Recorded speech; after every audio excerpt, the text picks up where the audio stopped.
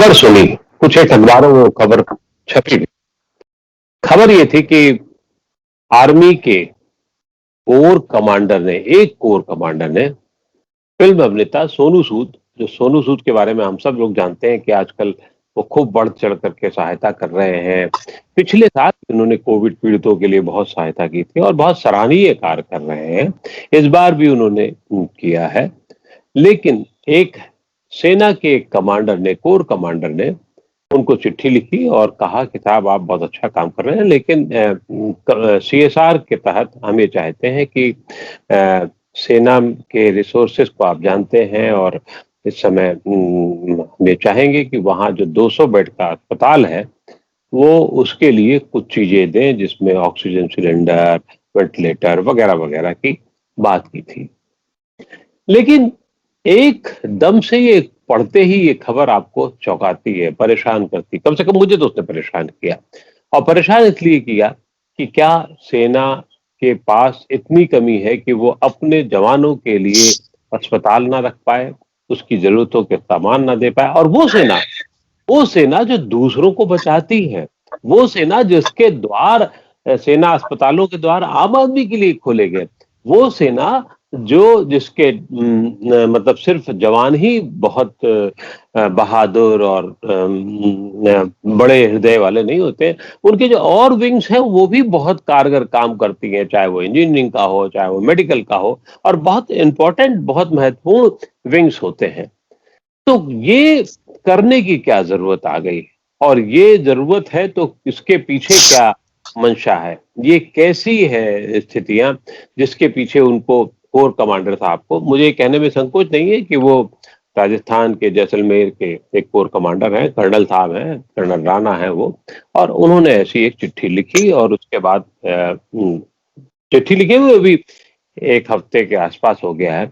लेकिन इस चिट्ठी को क्या समझा जाए, इस चिट्ठी के क्या निहितार्थ हैं, मैं फिर कहूंगा जो सेना का जज्बा रहा है, सेना का जो जोश रहा है, सेना का जो जुनून रहा है, ऐसे ऐसे कदमों से कितना उसको फायदा होता है। इन सब बातों पर बात करने के लिए हमारे साथ एक शख्स वो है जो सेना के जवानों को, अफसरों को ट्रेन करते रहे हैं और एक सर्वोच्च पद तक पहुंचे हैं।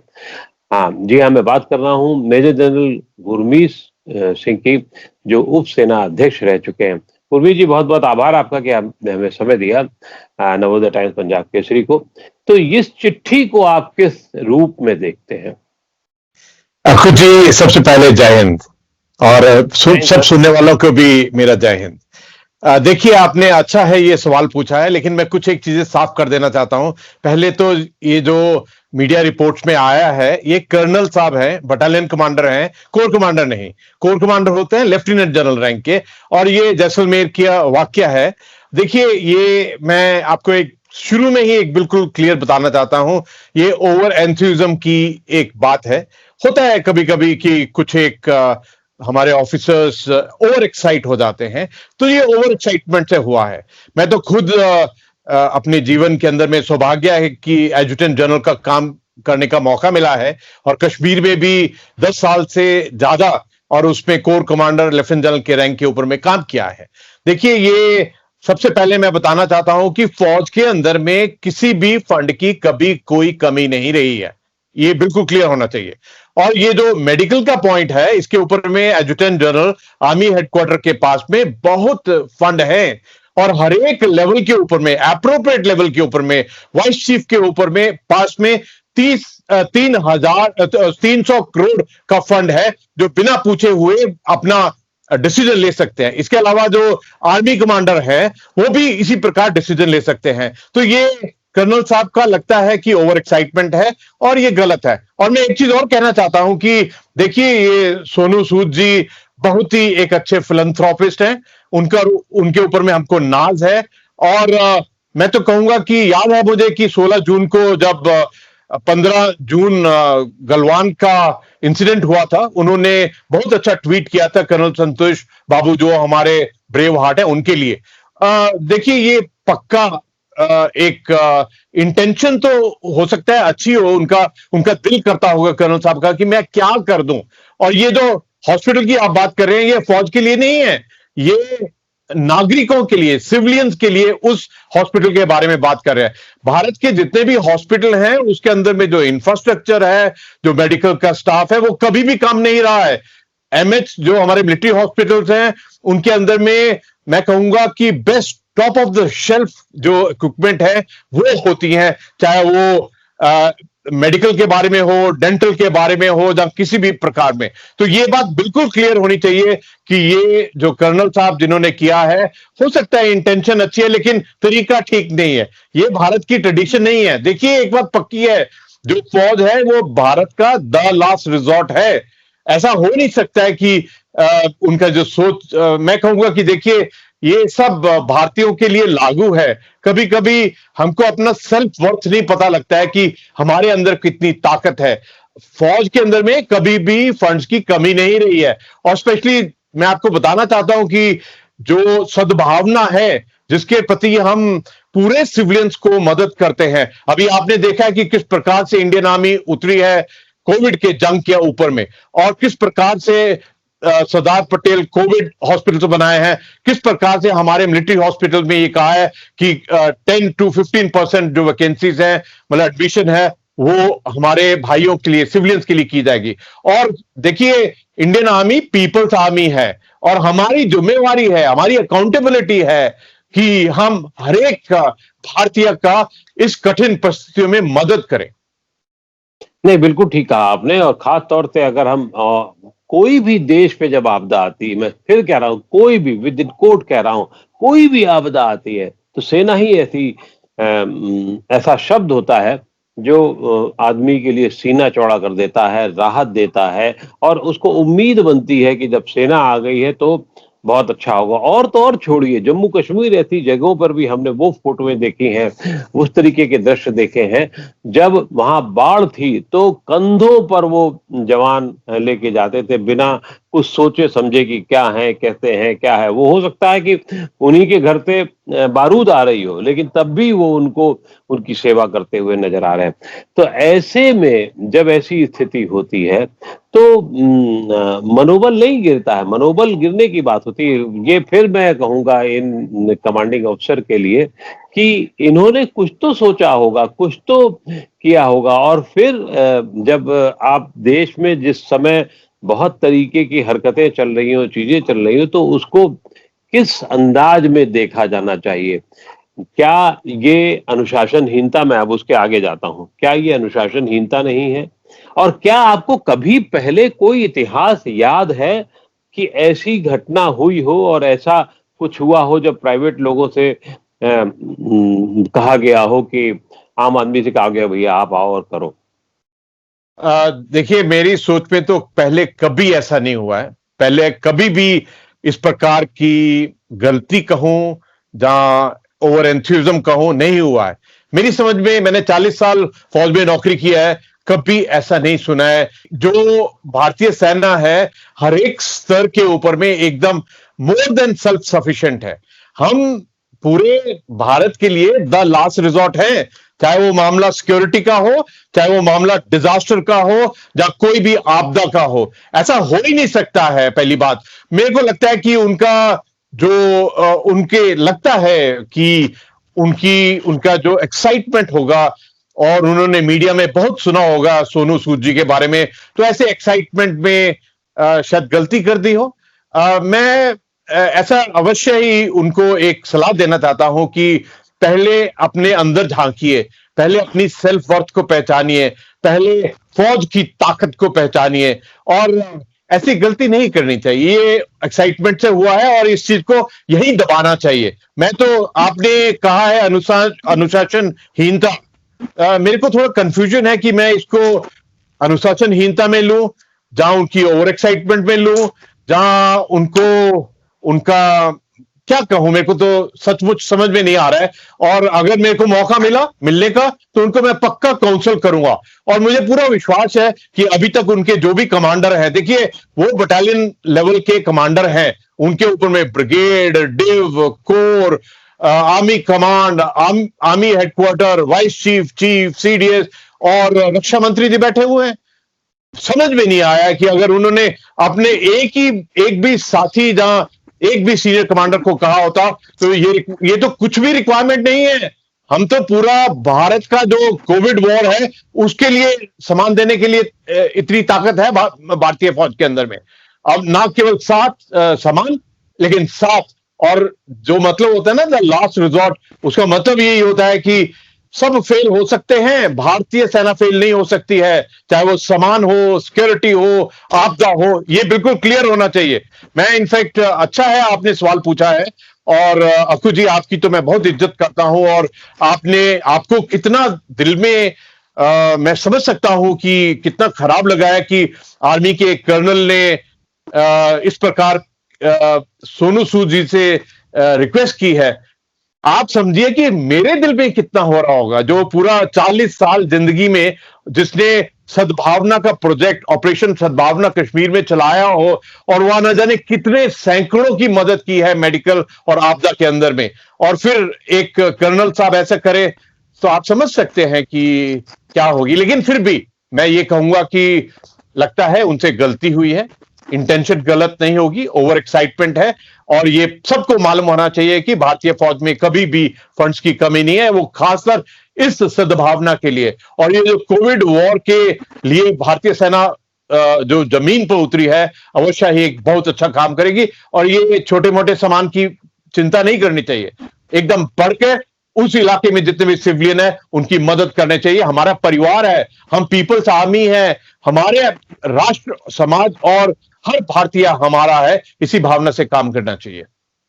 जरूर साहब, एक चीज और भी जानना चाहेंगे, आपको क्या लगता है कि उन्होंने कर्नल, मैं भी जानता हूं थोड़ा बहुत मिलिट्री के बारे में जानता हूं, तो कर्नल साहब ने क्या सिर्फ अपने मर्द से चिट्ठी लिख दी हो, और क्या उनको, सबसे बड़ी बात है कि क्या उनको ये हक हासिल है लिखने का, और या ये कि क्या उन्होंने अपने सीनियर अफसरों को उस तरीके की चिट्ठी लिखी होगी पहले और तब पब्लिक में गए होंगे?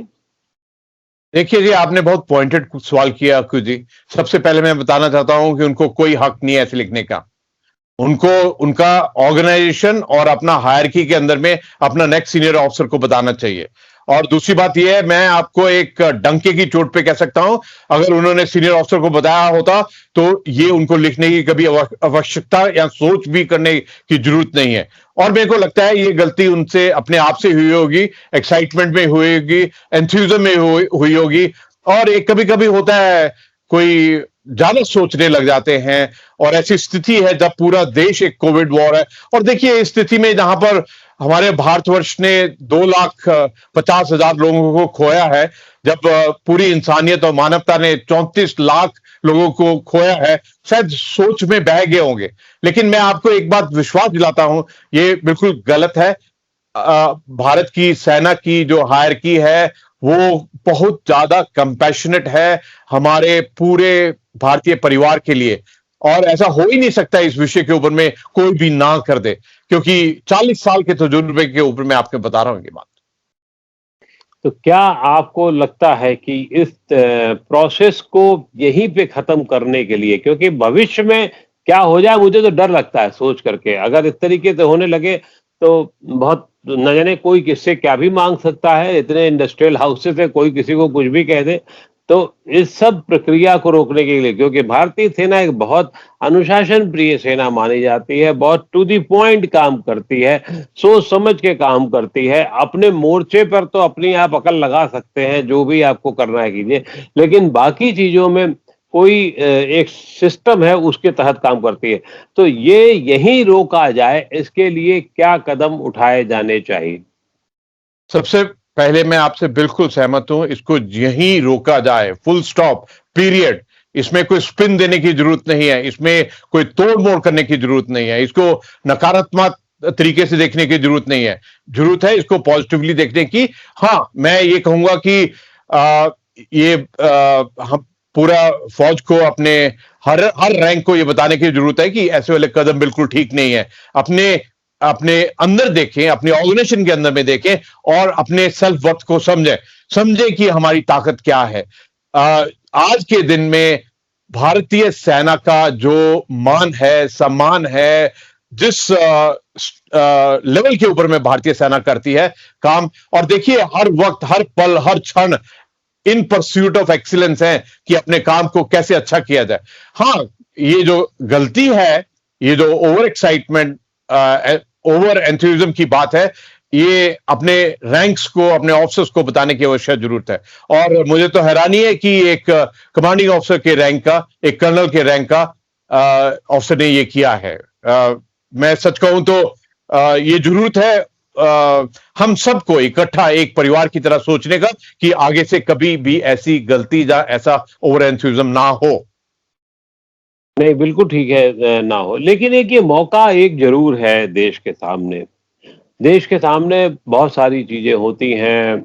ये ठीक है कि इस कोविड के पीरियड में बहुत सारा आपका पैसा, बजट दूसरी तरफ जा रहा हो, लोगों को बचाने में जा रहा हो।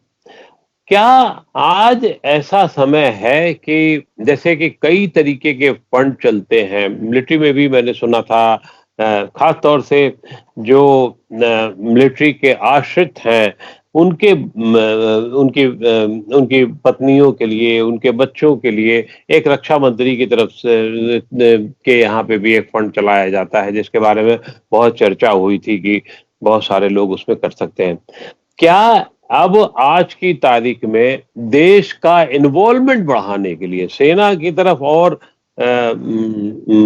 झुकाव बढ़ाने के लिए कुछ ऐसे कदम किए जाएं जिससे लोगों का सेना में भरोसा तो है ही, सेना से और जुड़ाव हो सके और आगे रह करके काम कर सकें सेना के लिए? खबरें ये आई थी कि ट्रेनिंग के तौर पर युवाओं को कुछ लाने की बात की जा रही है, या ये कि जो फंड चलाए जा रहे हैं उसमें और बढ़ोतरी करने की आम आदमी की तरफ से भी तो ऐसा लगना चाहिए कि उसको लगे कि उसकी सेना है तो वो कुछ करना चाहिए उसको। क्या ऐसी जरूरतें हैं, या ऐसा कोई आपकी तरफ से व्यक्तिगत, मैं फिर कह रहा हूँ व्यक्तिगत सुझाव होना चाहिए या हम लोगों की तरफ से होना चाहिए? अखिल जी, आपका सवाल बहुत अच्छा है। देखिए, भारतीय सेना ने की जो कमिटमेंट है, डेडिकेशन है, कन्विक्शन है, वो पूरे संसार में सबसे ऊंची है अपने देश के लिए, उसमें कोई शक की बात नहीं है। भारतीय सेना ने जितना सुप्रीम सेक्रीफाइस, जो अपने प्राणों की आहुति दी है, जब जब भारत को जरूरत है अपने सुरक्षा के लिए, उसमें कभी पीछे नहीं हटे। भारतीय सेना का जो ट्रेनिंग स्टैंडर्ड है बहुत ऊंचे दर्जे का है। और मैं एक बार फिर बताता हूं कि फंड्स की कोई कमी नहीं है। फंड्स के अलावा जो अकाउंटेबिलिटी, रिस्पॉन्सिबिलिटी है, उनको किस प्रकार खर्चा जाए, उसके ऊपर में भी कभी कोई कमी नहीं रही है। और मैं आपको ये बताना चाहता हूं कि अगर आप 2020 को देखें, खास तौर पर आपने तो 1971 में देखा ही था कि किस प्रकार भारतीय सेना ने क्या एक स्ट्रेटेजिक कमाल किया था, पाकिस्तान के 2 टुकड़े करके बांग्लादेश का निर्माण किया था। लेकिन आपने उसके बाद में कारगिल, और उसके बाद में 2020 में गलवान में, और नॉर्थ बैंक, साउथ बैंक, पंगैक्सो के अंदर ऊपर में देखा है जिस प्रकार पूरे भारत, हर भारतीय सेना के साथ में खड़ा हुआ 2020 में, उससे बिल्कुल पता लगता है कि भारतीय सेना और पूरा भारत, समूचा भारत एक है, जॉइंटेड है, वननेस है। और जैसे आपने कहा कि किस प्रकार से एक नॉन आर्म्ड फोर्सेस वाला भारतीय सेना की मदद करे, तो मैं कहूंगा कि आप भारतीय सेना का इंस्पिरेशन, मोटिवेशन, उनका साथ देते रहे। बस यही मांगता है जवान, और आपसे कुछ नहीं मांगता है। और मांगता है कि हमारे समाज के अंदर में जितना भी एंटी गवर्नमेंट, एंटी इंडिया, और जो टेररिज्म के साथ में उसका साथ देते हैं, ओवरग्राउंड वर्कर की तरह काम करते हैं, उनके ऊपर में नजर रखें। मैं आपको एक बात विश्वास दिलाता हूं कि भारतीय सेना का जो कमिटमेंट है, कन्विक्शन है, जिस निष्ठा से काम करते हैं, जिस दृढ़ संकल्प और निश्चय से उनका काम करने का ढंग है, ये पूरे भारत को, हर भारतीय को इस चीज पर विश्वास रखना चाहिए। उसमें कोई शक की बात नहीं है। हाँ, बीच बीच में किस प्रकार से कोई नॉन आर्मी वाला भारत की सुरक्षा के लिए सेवा करे, हमारे यूथ के लिए एनसीसी है, और उसके अलावा भी जो एक्टिव ड्यूटी की आप बात कर रहे थे वो भी फाइनलाइज नहीं हुआ है, टूर ऑफ ड्यूटी, लेकिन जब फाइनलाइज होगा तो उसके बारे में अवश्य ही शेयर किया जाएगा। वो भी सिर्फ एक डिस्कशन प्रपोजल स्टेज के ऊपर में है। बट मैं आपको, क्योंकि आपने सवाल इस प्रकार किए हैं, मैं आपको पूर्ण रूप से अपने 40 साल के तजुर्बे के पल बूते के ऊपर कह सकता हूं कि भारतीय सेना भारत का लास्ट रिजॉर्ट है, और they will never let down Bharat और भारतीय को और इस राष्ट्र को। सच बात है, और हम कभी भी सपने में भी जरा से भी हल्के से भी ख्वाब में नहीं सोच सकते कि भारतीय सेना कहीं से भी कमजोर पड़े। ये बात बिल्कुल सही है, और हम ईश्वर से भी मनाते हैं और आप लोगों पे पूरा भरोसा है कि भारतीय सेना का जो जज्बा रहा है पूरी दुनिया मानती रही है, जो जलवा रहा है वो पूरी दुनिया समझती रही है।